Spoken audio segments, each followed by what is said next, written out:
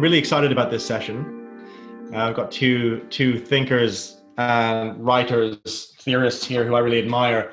So Erik Davis, writer, scholar, and maybe a cultural critic, if you don't mind that term. But no you're problem. The author of a few books. Most recently, High Weirdness, which really brilliant read. One of my favorites of the last couple of years.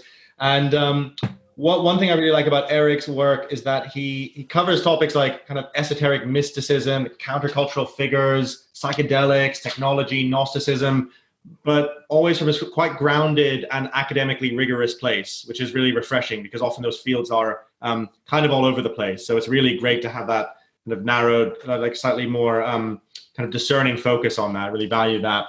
And Greg Thomas as well is Greg. I think we met maybe about 6 months ago, and I was kind of initially struck by Greg's work through the Jazz Leadership Project and this combination of combining jazz with collective intelligence and improvisation to help people get into different flow states and access different types of knowing.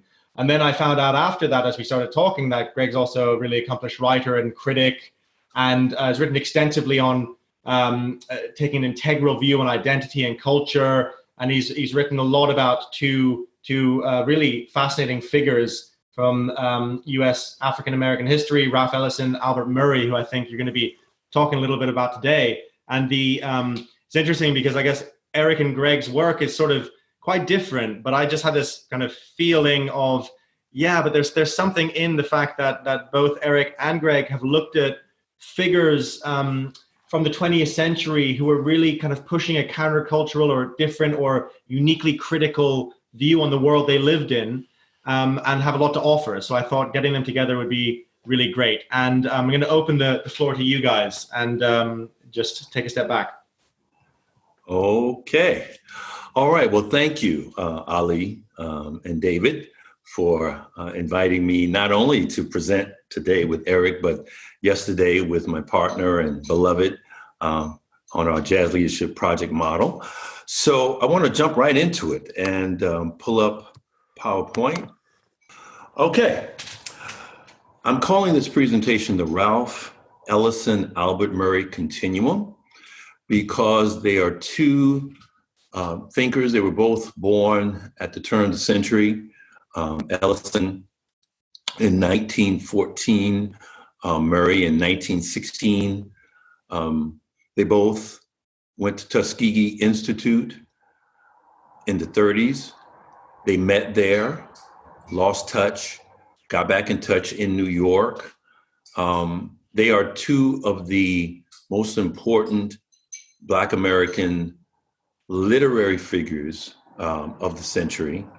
And I would also say two of the most important cultural and intellectual and even philosophical thinkers of the 20th century that comes from that particular tribe or perspective, I'll say. So to jump right in, let's talk about Ellison first. Ralph Ellison, as many of you I'm sure know, is the author of the mid-century classic, Invisible Man, which published in 1952, went on in 1953 to win the National Book Award. It was actually the first time a Black American author actually won the National Book Award. And he shares a perspective on literature, culture, and life that is very close to the one that his friend, compatriot, comrade, Albert Murray shared. As you can see by the backgrounds of both these figures, they had extensive library. They were two of the best and most well-read authors from that tradition. So much so that, for example, Saul Bellow, who's one of the great American novelists of the 20th century, and who was one of the most philosophically rich authors, novelists of the 20th century, he knew he couldn't hold a candle to his friend Ellison in terms of depth of knowledge of the Western humanities, basically. You combine the Western humanities from philosophy, literature, myth, religion, folklore, and then combine the particular African-American or Black American tradition, both from the folk to popular to fine art dimensions, and you have two very formidable figures. This is actually Ellison and Murray on the campus of Tuskegee Institute, some 20 years after they left the school. Murray on the left is in his military outfit. He was an officer in the military in the armed forces.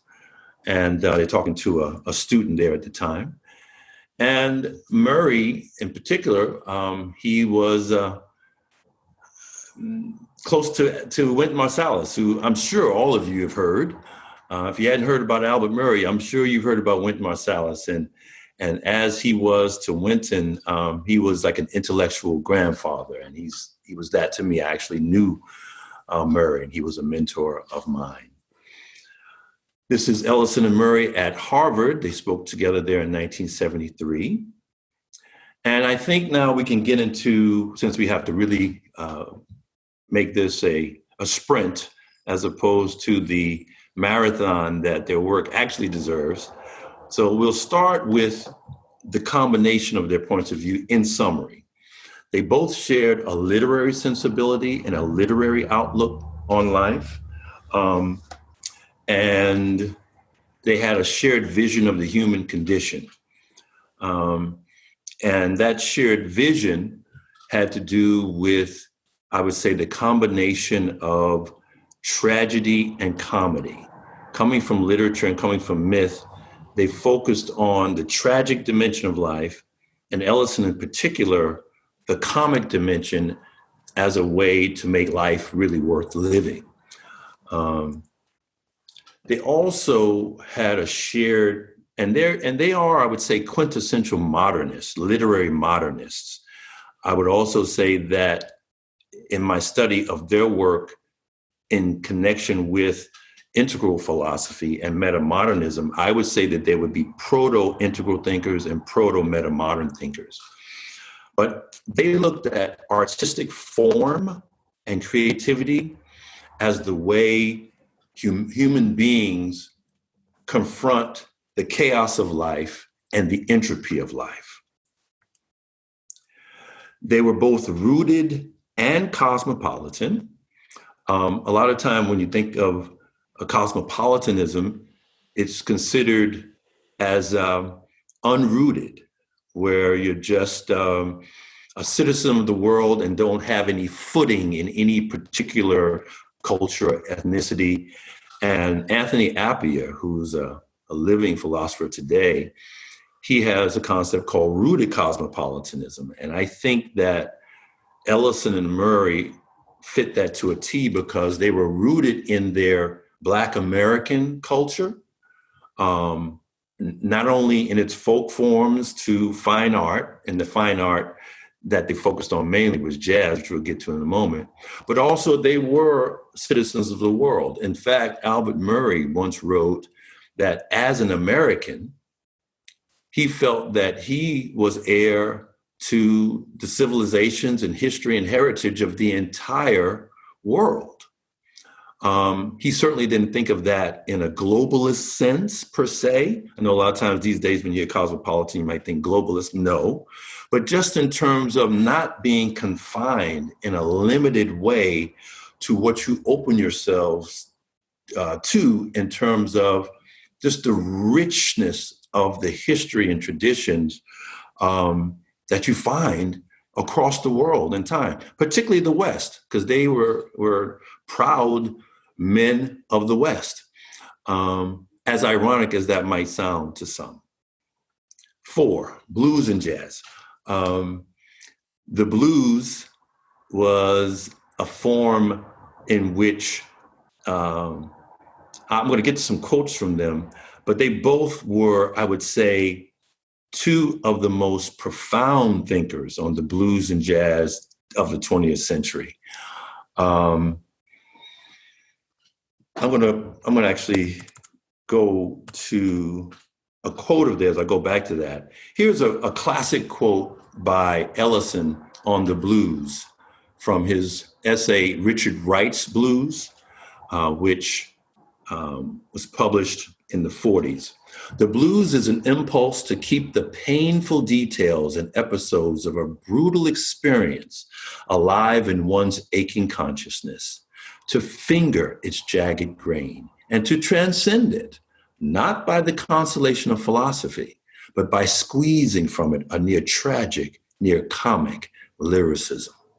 As a form, the blues is an autobiographical chronicle of personal catastrophe expressed lyrically. In our presentation yesterday, we talked about the I, we, it dimension. So this would be the personal dimension on the blues.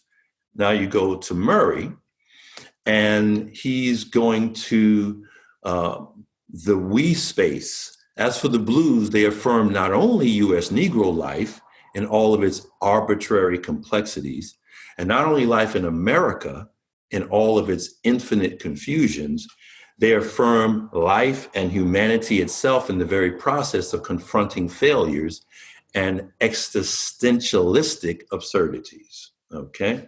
So that just gives you a little sense of their insights into the blues. And to go back to this, and I'll finish this up. So very quickly, they looked at Black American life and culture as fundamental to the national American culture. They didn't look at it as separate. They looked at it as integral to it. Ellison once wrote that though Black Americans were outside of the mainstream of political, social, and economic life, they were not outside of the cultural life of the nation. In fact, they helped form the culture of the nation. They were also tied to a commitment to democratic equality based on the founding documents and principles of the nation. The social contract that we see so violently and tragically violated by some of the, and just in the last week, some of the actions of police officers and former police officers are the kind of violations of that commitment to democratic equality that they always were against. They were for and supported the civil rights movement, but they never lost sight of the vision of where we're going and what it's based on. And then, as far as race, neither believed that race was a proper index to truly understand human beings and human life. If I put it in integral terms, they would say that race is a reality in social and structural terms, but when it comes to people's culture and their interpersonal self, that it really, and particularly biologically, that it really doesn't hold much value. And they focused on what Ellison particularly called conscious culture as a way to combat race. They came out with a combination of their letters from the 1950s, the selected letters of Ralph Ellison and Albert Murray.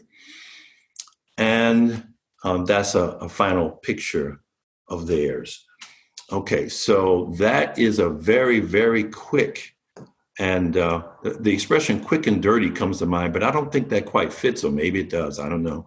But, but let me come out of here and stop the share and end my brief presentation, all too brief, I've got to say, with a quote from Ellison. Ellison, of course, Invisible Man, this is the last work, 3 days before the shooting, 1,000 pages. The last few months, the selected letters of Ralph Ellison came out. Both Ellison and Murray are, their writings are in the Modern Library, in the Library of America. They're major American writers, and I think it's telling that not more people actually know about their work. But the question that Erik and I have decided to pose for our unpanel is one that Ellison, both in Invisible Man and in 3 Days Before the Shooting, posed. Now, this particular formation of the question was in a note that he wrote when, in his manuscript. And here it is.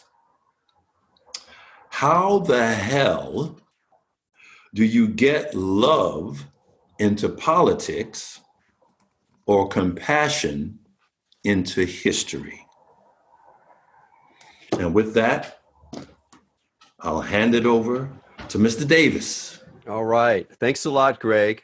That was great. I really wanted more. I wasn't able to see your presentation yesterday, but I recognize a lot of your language, and I also really believe that improvisation, both individually and collectively, particularly its collective dimensions, is an incredibly fertile model and experience for navigating complexity, navigating a world spinning out of control. I've learned that from my own personal experience in learning drumming and learning polyrhythmic drumming, the basic idea of polyrhythm, where you have multiple rhythmic sources, each of which are playing their own rhythm, but together make this incredible weave that then a brilliant person can come in and create a completely novel expression using all these. And to me, that's like the best model of social interaction ever.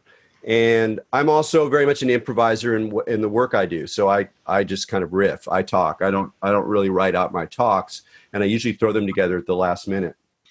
And where I want to go with this right now is not to talk about the figures I talk about in High Weirdness, Terence McKenna, Robert Anton Wilson, Philip K. Dick, or the other people that I've studied in my various writings about the counterculture. I kind of want to have a sort of trust me on a general model of the counterculture that's inspired by particularly the riots that have gone on this weekend. If you're an American, if you're sensitive to the problems of racial justice in America, the history of slavery in Black America, there's no way that you're not really profoundly marked by this explosion.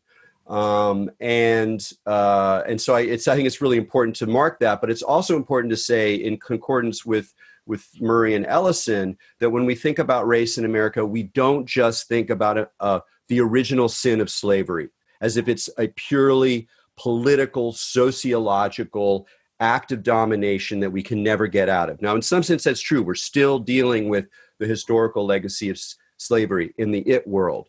But simultaneously within that is the need to affirm Black America as integral to America. Here's a great example. There was recently a wonderful a series on country music by Ken Burns. And Ken Burns, as a documentarian, I have a great deal of respect for, because he's one of the last people who is still able to imagine an America that has place for conservatives and liberals, and which is almost impossible these days. He did it in his Vietnam documentary. He did it in the country music documentary. He did it in his jazz documentary, which I have a little bit more problems with, but I'm more of a free jazz guy. But with the country music, you think of country music, you're thinking white people, hillbillies, and every step of the way, particularly early on, all of those early guys, they all had a Black mentor. And so, and everyone who was talking to in the series who knows anything about the music is like, no, man, you can't really draw that line. And so it's like race. Yeah, culturally, in terms of how the music industry works, there is a difference between country music and rhythm and blues and jazz. But once you actually start playing the music or working the music, it's like you're saying, race doesn't work as a category. It's something else is going on. So I'm really inspired by that model, but I'm also thinking about these riots. Now, lately, I've been reading a lot of Thomas Pynchon. If you haven't read Thomas Pynchon, it's a lot to take on, but it's a worthwhile process. He's very much a well-established literary figure who also very much is inspired by countercultural ideas. Was very visionary, if sometimes scatological and absurd, about dealing with race and otherness in his writings. And he also dealt with something that's a very important part of our reality today, kind of unfortunately, but I'm afraid to say inevitably, which is conspiracy and paranoia.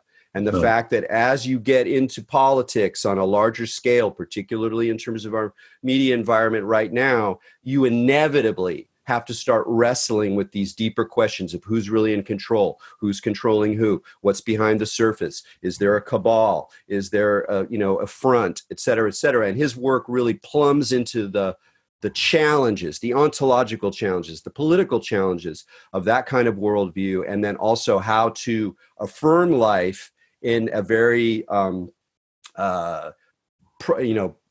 people-oriented way, a celebratory way, very much in the spirit of that blues quote that we heard about, where life sucks. Sometimes it's incredibly unfair. Sometimes sometimes evil is about. And yet to simply submit to that or to simply detach from it in whatever way you can is not the same thing as singing it together in particular. So I've been reading about Pynchon, and I said, hey, last night I went, I got to go read his essay about Watts. He wrote an essay about Watts in 1966, a year after the really big riot in 1965. And one of the things we got to remember about riots here in America, people my generation, we didn't grow up with this, but you talk to older people, we have to remember that this stuff happens, that there's periods in time when riots happen, when there's actual social unrest, when there is violent imposition from cops, and those things are happening, and we can't just repel from it as if it's just a horror. I mean, it is a horror. It's unfortunate. History is a horror. But we can't just go, no, this shouldn't happen. Violence is bad. Destruction is bad. Because when we do that, we generally fall into the trap of certain conservative stories that are trying to game what's happening. It's really important to keep a multi-dimensional, integral view, even of violence and chaos to some degree. And this was really hit home when I read this essay last night, and I had to share it because of Greg's work. Two things. So he's writing about Watts, and he's writing about the riot that happened in 1965, which is a big deal. It was huge. A lot of destruction. And okay, so he's talking about Watts a year later. They remember last August's riot as an outburst, a seizure. Yet what, from the realistic viewpoint of Watts, was so abnormal? Man's got his foot on your neck, said one guy who was there. Sooner or later, you're going to stop asking him to take it off. So you're like, okay. I mean, it's amazingly prophetic, and it's incredibly sad that it's over 50 years ago, and we're doing this again. It's like a horrible, repetition, like a dream you can't get out of. And then there's something else that's even more, that I think is even more brilliant because unexpected. And so he's talking about how LA is kind of a world of the unreal and Watts is a world of the real because they can't avoid it. So if there is any drift away from reality within Watts, it is by a way of myth making. As this summer warms up, last August riot is being remembered less as chaos and more as art. Let's just go with it. Some talk now of a ballet quality to it, a coordinated and graceful drawing of cops away from the center of action, a scattering of the man's power, either with real incidents or false alarms.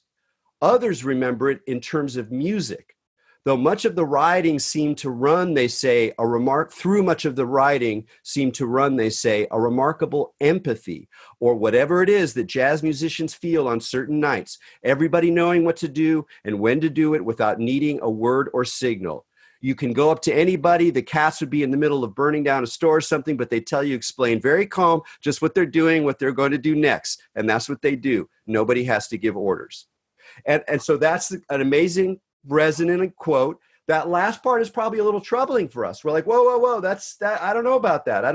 And what I'm asking, and I think this is in the spirit of the counterculture, is to recognize that even riots are creative expressions and they happen within a larger story. And we don't know what their effects are down the line. This isn't a defense of violence, a defense of looting, blah, blah, blah. But you'll all notice if you're in a riot area, if you're an American right now thinking about riots, it's very easy to fall into conservative responses. You go, okay, they're totally legitimate, but did they really need to start the violence? Or, okay, I even understand the violence, but the looting, I mean, stealing sneakers, come on, that's just crass. And you're like, that's riots are complicated. They're part of political reality, and sometimes they happen because of the general social forces. So I just wanted to kind of leave that as an interesting set of resonances. We could talk more about it. We could, you know, it's complicated. But I wanted to say 3 kind of lessons from the counterculture that follow this I, we, it structure. So I'm going to go backwards: it, we, and I. The it part is that sometimes history is like this. Sometimes history collapses. Sometimes history is violent, has violence in it on multiple levels. And that to sing your blues song properly, you have to be aware and awake to what it is and not just think it should be some other kind of way. And we're all in a situation right now across the globe, the meltdown of the crises, the social dysfunction, the polarization, the excess of media, the manipulation of media. I mean, we're really in a stew. I'm not even mentioning climate change. But it's really important to just accept and embrace the stew. And that doesn't mean to just live in its degraded terms, but it is really just to embrace the stew, the way you embrace the tragic, comic life in a blues attitude.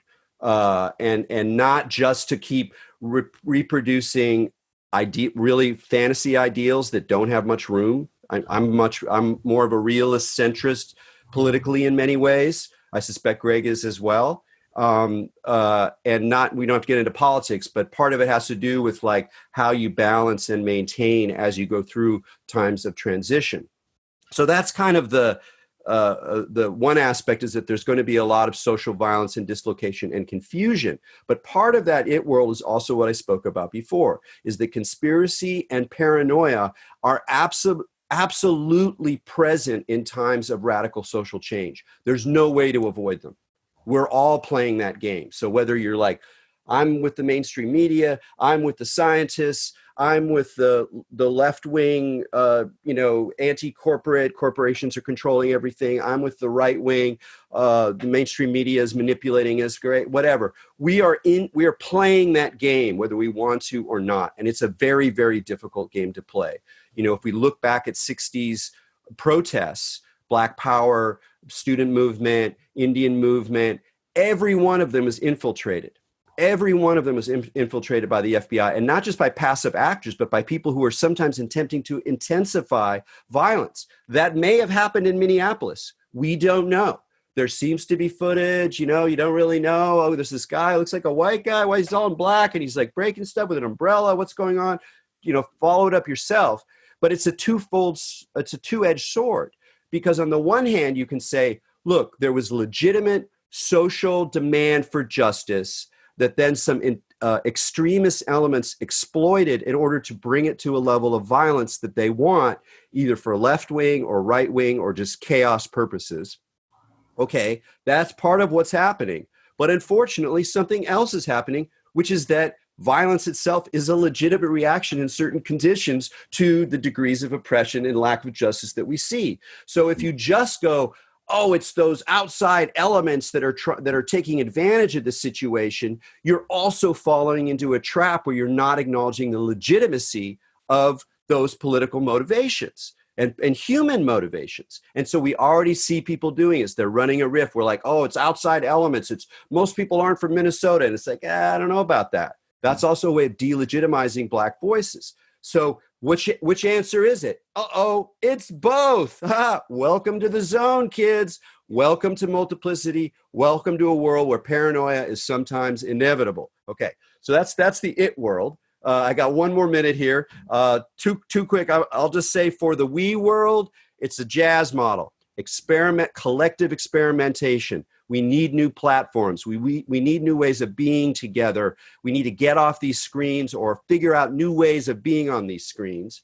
And then final point, the I world, is this is a spiritual emergency. This is a psychedelic trip on some level, or a visionary trip, because we are having to navigate a world of reality breakdown. It's like being in a dream. It's like being in a surreal story. It's like being in a hallucinogenic experience.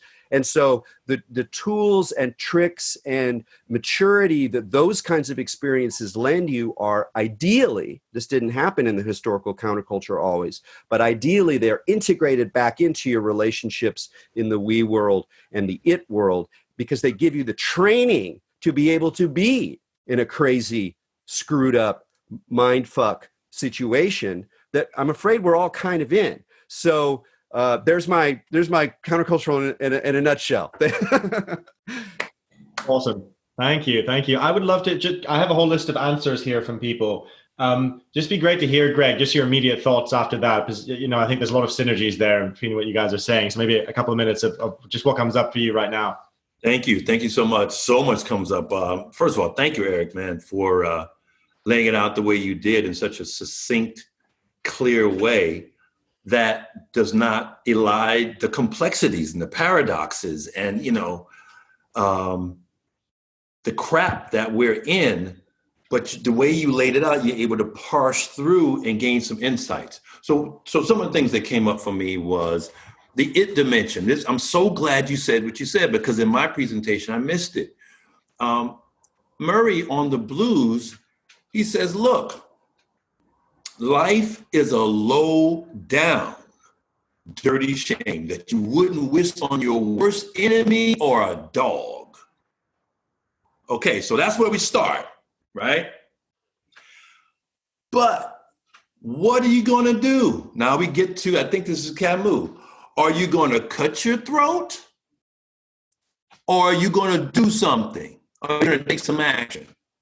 And Murray's response is that, hey, not only are we going to take action, we're going to take action with style, with elegance, with intelligence. You know what I mean? So it's like, there were two, I'll give you a quick little story. There were two guys, and they were commiserating together. As they say, two elderly, grizzly black guys. One is saying, man, my woman done left me again. Damn, Other one says, yeah, man, my mama won't even return my calls, But they say, you know something though?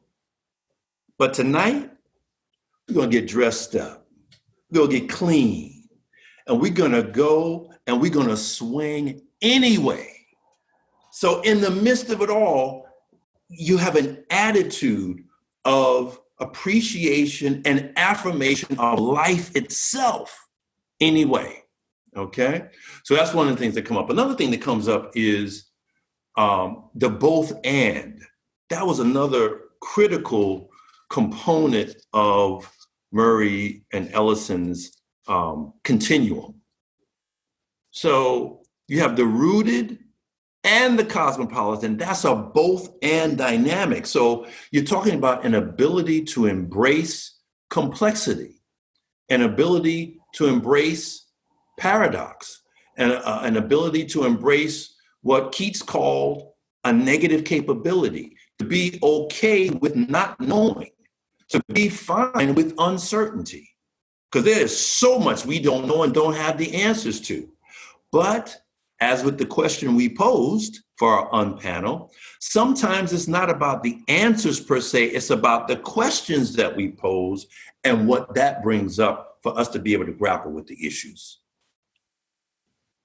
Beautifully said. Thank you. Excellent. Thank you both. So we're going to launch right in to some of the responses from the question. And the question again was how to get love, or actually how the hell do we get love into politics or compassion into history? I'm going to ask Sonia. So this is going to be a mix of stuff. There was some great stuff that came up in the chat, and there's some great stuff in Meet PS. We got both. But I just, Sonia Quinn, I'm going to unmute you. And do you want to give your response to that question? Hi, sorry, my video isn't working. No worries. My response, my answer was just basically that to cultivate love and compassion in each of us. And then that will, filter out into the world and into people around us. And just how the question was framed, like, how do we get love into politics? How do we get compassion? You can't really get anyone to do anything but to be the love and the compassion. to the level that you've cultivated it within yourself and inspire other people through your actions and how you are in the world. Great. I wanted to also reiterate something that Greg said very clearly, that he kind of went fast by, that's extremely important, and it has to do with how we love, especially how we love others, how we love people who aren't in our community, who are on the other side of the planet or in other parts of our own urban space or have other values. And these are like classic liberal values, love everybody. And what we're seeing right now, part of what we're seeing is a crisis in liberalism, the collapse of the validity of those stories. So as Greg pointed out, you say cosmopolitan, and that's a term of reproach on many on the right. The rootless cosmopolitan, which is sometimes a code word for Jew. We'll leave that aside for now, but right. Rootless cosmopolitan is seen as something negative, that what we need is values, rootedness, And Greg was saying a both and response, rootedness and cosmopolitanism. But here's the point. Cosmopolitanism is not globalism.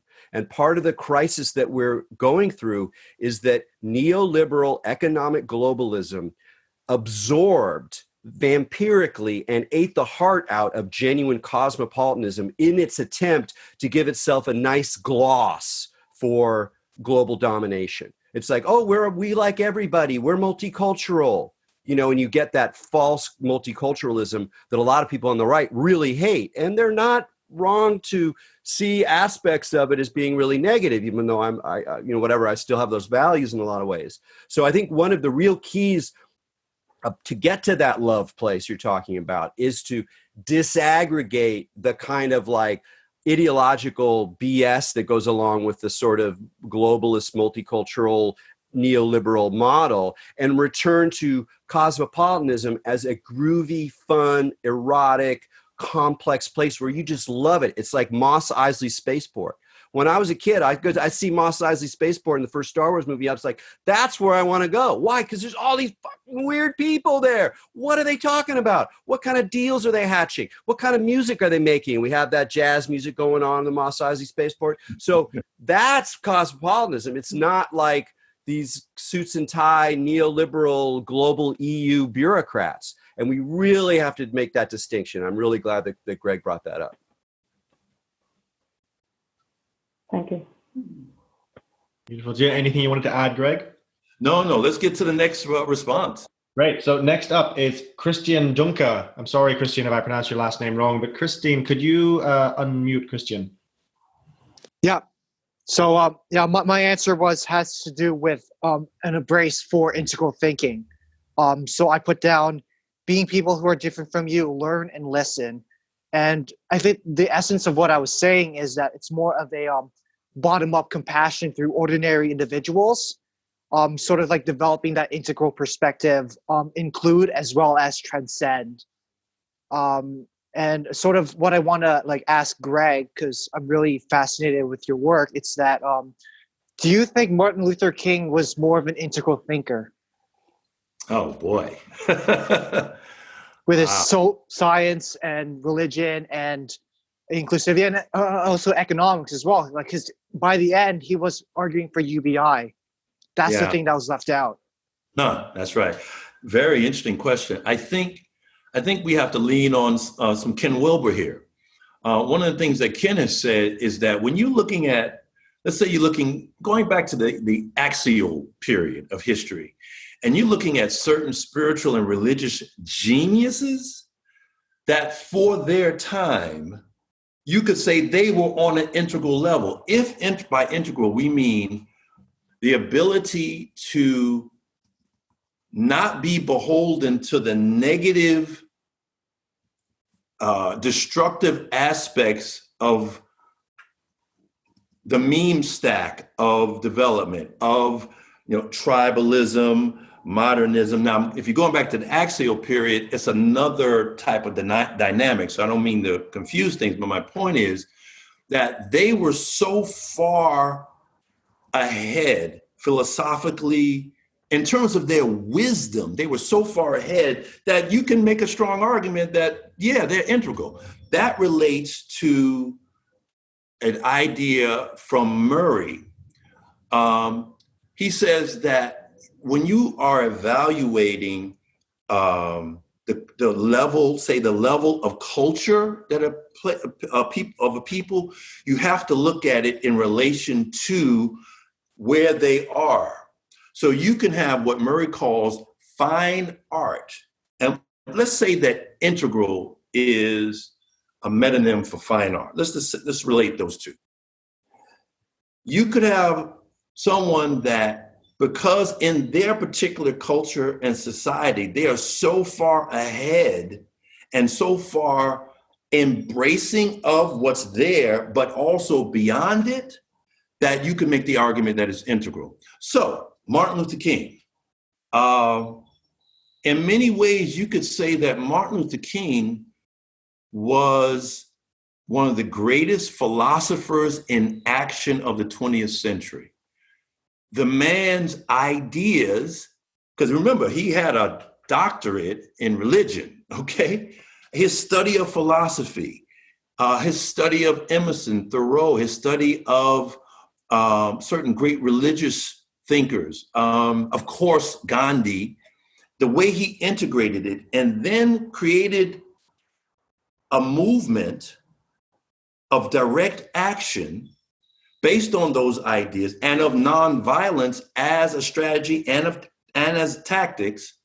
He did it in such a way that was so powerful that that's why the impact that he had on the world is so tremendous. So, I have actually made the argument that Ellison and Murray are integral. I've done some radio shows on integral life where we talk about that idea. I have not done that as far as Martin Luther King, but I have no doubt that a very strong case could be made.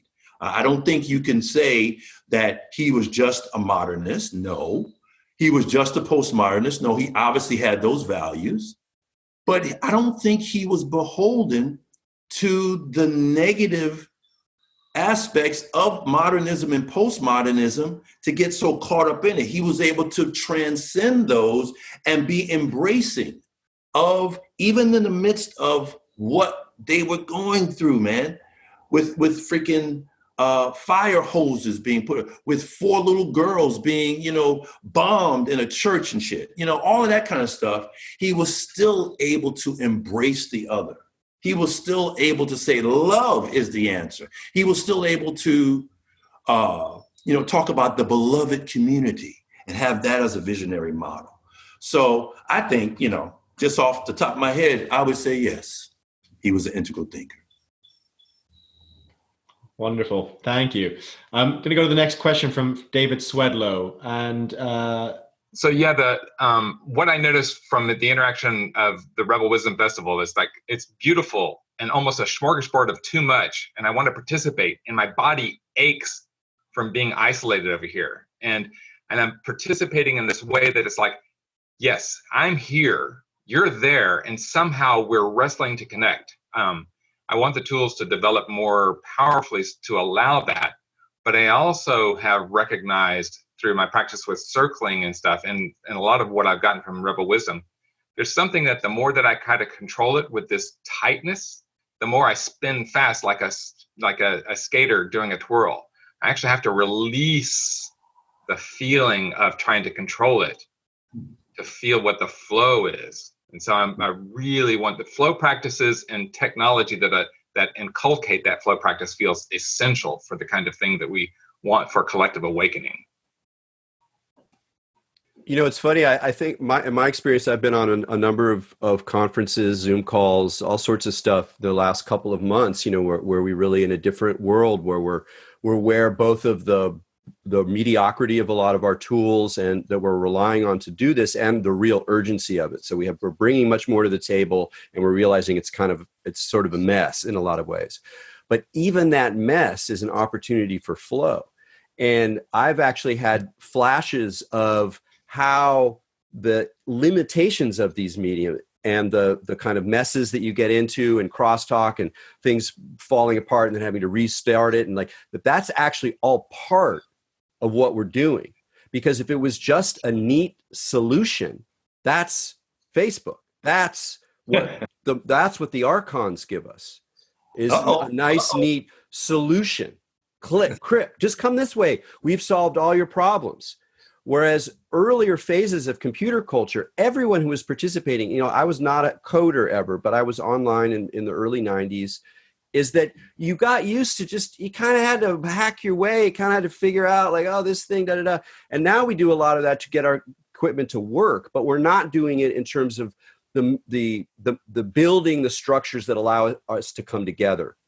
And I believe that, I think Carl in an earlier talk talked about how we're sort of in the teenage years of online existence. And I think that's actually a really good way to look at it, that we're part of an evolving, integrating process. Hopefully we'll make it through the teenage years with all of their social mechanisms and violence and intensification and all that kind of thing.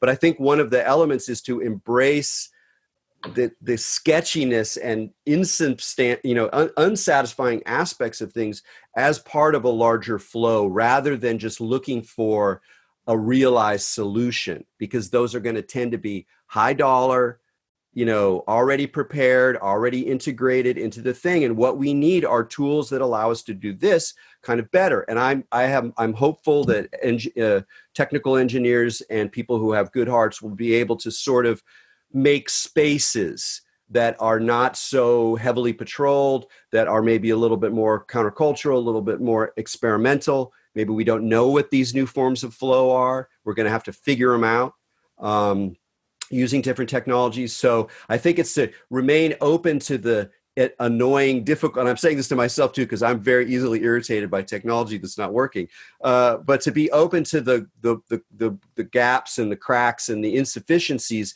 as part of a process of building better collective tools that really serve us and don't just serve the fat cats on the board. Yeah, if I could just say that there's something really beautiful about the thought that the HBO series Silicon Valley, the darkness of that is kind of the outcome of the commodification of the dream of the hippies of the 60s. It's like, absolutely, fuck that, don't do that again. Whatever that was, don't do that again. Don't do that again. Burning Man, same thing. Very quickly, David, and by the way, I didn't say your name before. Thank you, Christian, for your question. David, so one of the things that I want to say in response is, when you go to a jazz performance, let's say you're in a small club, one of the things that makes that experience so powerful, and frankly, it's not just jazz, it's any live performance and you're there, that experience is something that you shared with other people in the audience and with that band.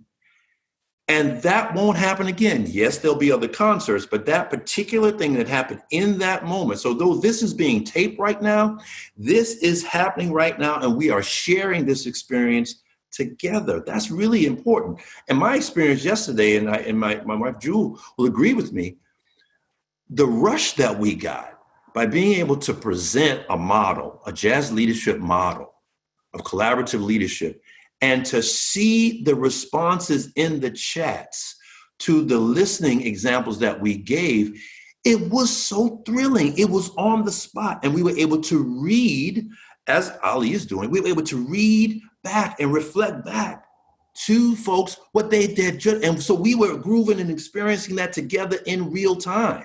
So though we're not physically together, we're virtually together. And we have to acknowledge that, hey, for now, we're going to have to do that, and we're going to have to incorporate this in our models of togetherness, which was another riff from our presentation yesterday. Beautiful. Thank you. And thank you, David, for the questions. So we have about 10 minutes left. I would love to just close by hearing some closing thoughts from each of you guys. It could be just anything that's come up. It could be your answer to the question that you posed to everyone else. It could be whatever you want. So whoever feels called to go first, go ahead. Well, I went first. So Erik, I'm going to have to pass the baton to you, man.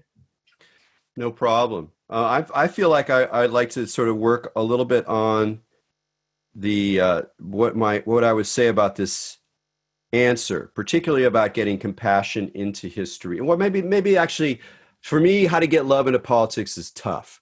It's really tough because the game of love and the game of politics are really different, at least in the modern sense.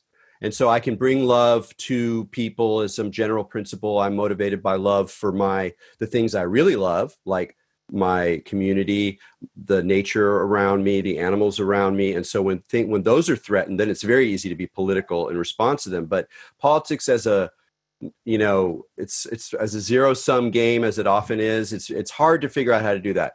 But compassion and history, I think, are different. One of the reasons I talked about that I brought forward from the counterculture, its historical moment rather than individuals and what they were doing, is that I think we can relieve ourselves of some stress and anxiety by recognizing that we too are in a historical moment. And that if you know anything about history, you realize that a lot of historical moments are really rough. They're violent, they're unfair, they're cruel, they're confusing, they're a mess. And that I think we often sort of hope that we're working towards some higher ideal of reality on this planet. But the realist in me needs to say, yeah, good luck, but that's usually not what happens if you know about anything about history. So, but that's okay. Give yourself a break. And giving yourself a break, meaning giving others a break, is part of that answer. That is compassion in history. That is recognizing that for all the wonderful things that we have as human beings, if we look back at the historical record of the whole game of civilization, what Robert Anton Wilson called the old Babylonian con, all the nightmares came today kind of thing. That, the whole thing is a strange, rickety ball game that is constantly externalizing entropy so that it can keep doing its forms of creativity that also involve domination. If you really look at the historical record, the whole thing is kind of rotten in a way. But here we are. So what are you going to do?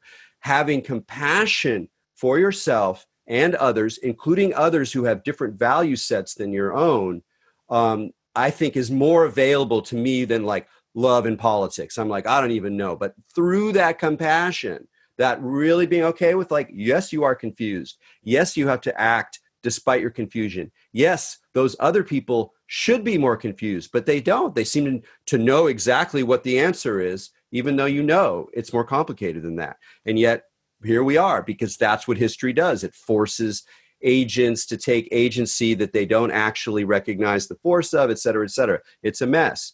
But I think that compassion comes through historical consciousness. I'm very much a history guy, and not because I think it answers the questions about now, but because it gives you that perspective to see that we are at the tail end, maybe the transforming point, but certainly the tail end of a number of games. The industrial game, the post-war global order game, but then farther back, the modern game, the modern consciousness game. Oh, wait, even farther back, the agriculture game. That's an old game, but we're in that game, and it's also kind of stuttering and falling. And we may be in for a very, very rough time. But if we can remember that we didn't choose this, this is history, it's bigger than us, we're just doing our best, I think that compassion can come in a way that helps us and helps us relate with people who have different value sets that we disagree with. Oh, okay. I shouldn't have let you go first, man. How am I going to follow that? Okay. So a couple of things very quickly. One, compassion into history. I think, let me just preface this by saying that I graduated from Hamilton College as an undergraduate, and I did 4 years of a doctoral program at NYU. I didn't end up finishing that out, but I went deep into the study of history. I went deeper into literature, and I went deeper into anthropology than I had in my undergraduate years. And one of the things I learned about history is that history, like other fields and disciplines, goes through phases. It has offshoots of different, you can call them movements. That might not be the correct word, but the point is that there's something called social history that developed, I'd say, starting in the 70s, 80s, and I think it kind of ties to a postmodern wave in which the stories of those who were marginalized, those whose narratives and perspectives were not included in the quote unquote mainstream or mainline histories of, I think it's horrible to say this, the dead white men narratives. And there's many reasons I feel it may be true in certain ways, but I think it's too dismissive. But anyway, that social history was, I think, an example of compassion in the actual field of history. So I'll say that. Regarding politics into love, I think we have to look at how do we define politics. So politics, of course, has to do with power. So now you're talking about power-love dynamics. When Ellison said that, I think he had a Christian ethic of love underpinning it. Okay, so I want to just say that to contextualize it. But I think if we look at another definition of politics, we might be able to get there.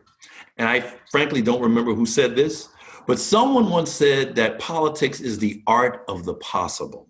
The art of the possible. So if politics is the art of the possible, then it opens it up into kind of a, from a physics perspective, quantum physics, infinite kind of possibilities. And it's a question of what you choose. It's a question of where you want to go, and then how do you get there? You may have to reverse engineer it to get there, but if you have a possibility that you see, maybe it's the beloved community. How do we as leaders look at what a beloved community could look like and say, it might take us 50 years, but let's go through the process of working back. What shit would we have to straighten out now and in the next 10 years, 20 years, 30 years to actually make that an actuality, a material reality? So it ain't easy.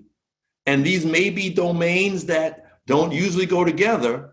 But if we're to get to the next stage of our human existence, whether we're talking about being European citizens, American citizens, or global citizens, we might have to find an answer to that question, because so much that we're dealing with has to do with power dynamics that are just not fruitful and generative for the majority of human beings. So we got to find a way to answer and deal with it.